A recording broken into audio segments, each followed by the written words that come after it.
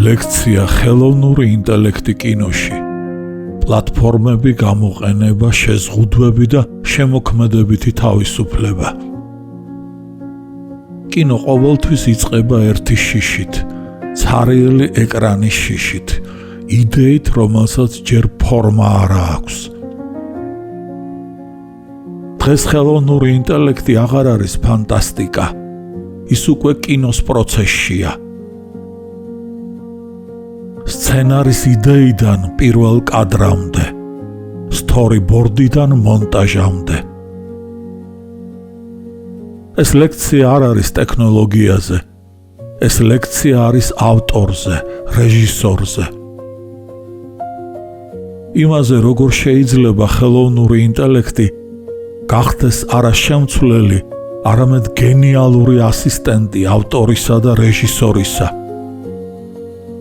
როდესაც გაქვს ხედვა, მაგრამ არა გაქვს დიდი ბიუჯეტი.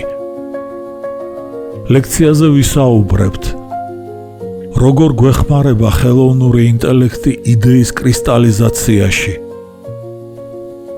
როგორ იქცევა სცენარი სტრუქტურირებულ ამბად, როგორ ვხატავთ ფილმს გადაღებამდე, როგორ ვზოგავთ დროს, ენერგიას და რესურსს და რაც მთავარია, როგორ შევინარჩუნოთ ქართული საავტორო ხმა ალგორითმების ეპოქაში. ხელოვნური ინტელექტი არ ქმნის ფილმს, ფილმს ქმნის ადამიანი. ხელოვნური ინტელექტი მხოლოდ ხსნის კარებს მათთვის, ვინც ვერ შედიოდა ადრე კინოდარბაზში ბიუჯეტის სიმწირის ან უქონლობის გამო.